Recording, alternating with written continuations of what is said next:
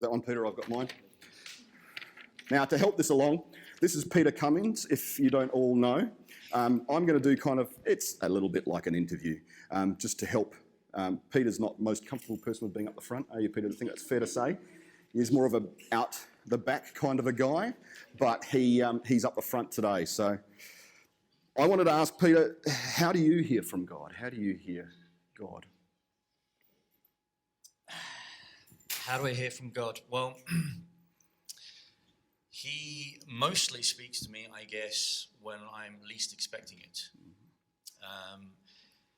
I've had an imagination all my life, and that's got me into a lot of trouble. An imagination is not a good thing, except I found out that it's actually God's gift to me, having imagination. And often that comes through music, when I'm just listening to the radio, or when I'm watching films or TV. A certain situation or a phrase will just pop out and hit me between the eyes, and it's like, okay, that's something that God's wanting me to consider, to think about, or like, okay, how is that important? Why is that hit me like that? And then I have to go away and think about it. And how about answers to prayer? How do they work for you? Really? Yes, be completely honest. He said, can I be honest? I said, absolutely, be completely honest. Mostly answers to prayers has always frustrated me, because I've watched God answer other people's prayer. You read the Bible and God seems to be answering prayers left, right and center. And then when it comes to my life, it's like, nothing. And it's like, well, what the hell's going on then, God? You know, you answer people's prayers, and why does it not seem like mine are being answered? And like you said before, it's probably God is answering them, just in different ways that I'm not aware of, which is frustrating. So it can sometimes be frustrating, can't it? Just a tad, just a little bit. And also, one of the other things I have noticed is that if God has already said something a while back, and you're asking for prayer, or it might be something else, or you think your circumstances or situations have changed, and so you're praying again, sometimes God doesn't answer because he's already said, well, I've already given you an answer, and that still stands. I'm not changing my mind, or I don't have anything new to say. That's still the point. And it's like, oh, okay, well, fair enough. You already answered that, then let's go with that. So it's sometimes that he's not answering, is that he's already spoken and his mind hasn't changed.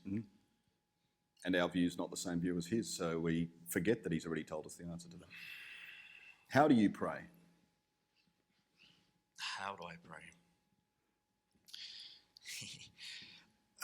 I'm not very good at just sitting down and dedicating time to just pray. I will switch off after a couple of minutes, or my mind will just wander. I hate praying, to be honest. But it's a conversation with God. It's my way of just saying, look, you know everything about me anyway, but here is the things that are important, blah, blah, blah, blah, blah. And I'll often do that when I'm doing something else. An old friend of mine who was a pastor himself, he used to say the best time he could talk to God was when he was walking the dog, because he had to do something and he had time. I tend to do it when I'm driving, or when I'm cycling to work, or even in the bathroom when you're on the loo. You've got time to speak to God. And just sitting in a room for 5 or 10 minutes or an hour, I don't get that. 24/7, an hour, that sounds like hell to me. Of doing nothing and just trying to think of something to pray to God. But when you're doing something, but it's fairly monotonous, it's something you can do automatically. Then you can just, me anyway, I can just then start talking about the things that are important to me, even though God knows them already. We're supposed to just talk to him. Absolutely. Now, you do guided walks for tourists and spiritual direction. Do they cross over for you in some way? You seem to think so. Think they might. Okay. If they don't, you tell us. That's okay. So I went on a course last year because Rachel and Reagan thought I would be good for doing spiritual direction. I thought they were a bit crazy, and it's like, yeah, no, that doesn't sound like for me. It was actually a very good course. I hate the name, spiritual direction. It sounds very pious, very pompous, very controlling.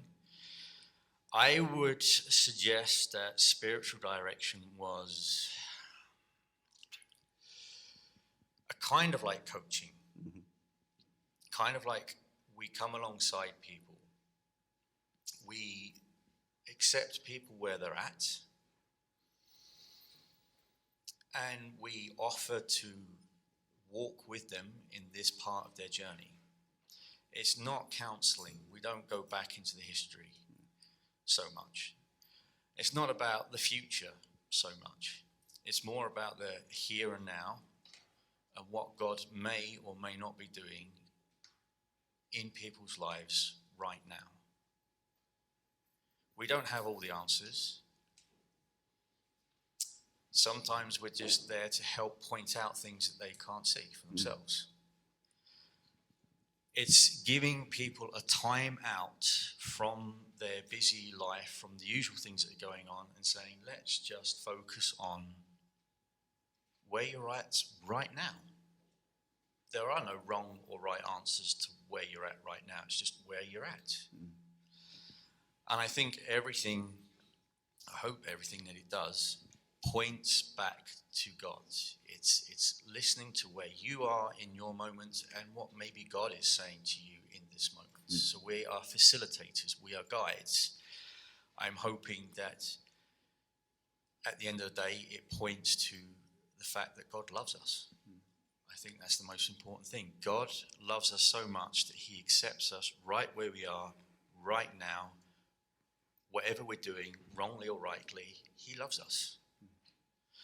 So getting back to your original question, I lead people up and down the mountains. I'll take them out for a day, and all I'm doing is facilitating an experience for them. I give them a bit of history about Switzerland. I live here. I'm a native English speaker because we get a lot of people from North America and other places, and they just want a day out where they don't have to think about the day. We just do everything for them. So we are facilitating a day for them. We are taking them on this experience that they want. So I guess that's similar to spiritual direction, that we are there just to help them along what they want to do. I like the idea, and I guess you notice that I pick more out of it than he does, perhaps because I read into things a little bit more. But I like the idea that when you're on a walk with someone and you're showing them around, you're showing them things that are already there, but they're not seeing for themselves. And you're like, look at that tree that's native to here, or that's this mountain and it's called this because of, or this is a great path because you'll see this and this and this along the path. And I see that a big part of what spiritual direction isn't necessarily saying you must go down this path, but while you're walking together down the path that you're walking out, pointing out God along the way and going, how was God in that situation for you? Wasn't God doing that for you? And wasn't God helping you there as well? And that's where I see, I guess, the overlap in what spiritual direction is for me. And I think that it's, as I've said with all these things, I'm trying to give you all a toolbox. That's why I wanted Peter to share, because Peter and I don't agree on everything, and that's great. That's fine. There's nothing wrong with that. You don't all need to be lackeys to me and follow everything that I follow and agree with everything that I say. We have some great conversations where we completely disagree with one another, and that's fine. The idea is not to say that you must do spiritual direction, or that you must do 24-hour prayer, or that you must sit in a period of time for an hour and sit and pray to God, or that you must only do it ad hoc while you're driving the car. It's to give you options, to open up your toolbox and say, I have all these things available to me that will help me to pray. Which one works for me? Which one I'm going to try out this time? Maybe the way Peter does it will work for me. Maybe the 24-hour prayer thing will work for me. And that way you can try different ways. Ultimately, I don't care how you do it. Just do it. Just pray. Just spend time speaking to the Lord. Did you have anything else you wanted to add? Not at the moment, unless you can think of anything. Well, we do. I wanted to let you know that we do have spiritual directors available, so that Vicky, Paul, and Peter are available for spiritual direction. If you think that might be useful to you, please speak to me and I'll be able to put you in touch with them. As they said, it's like a guided walk on your journey, and you take a time out, an hour or so a month, to sit and talk with somebody, and they help just to point out where God is already operating in your life. It's not counselling, it's not to help you get past hurts, it's not about coaching you to get the job you want in the future. It's about helping you see here and now how God's going through your life, no matter what you're going through, whether it's good or whether it's bad. How about we all give Peter a thank you for making the effort to come up and sit here, please. I know he'd hate that, but do it anyway. Thanks, Pete.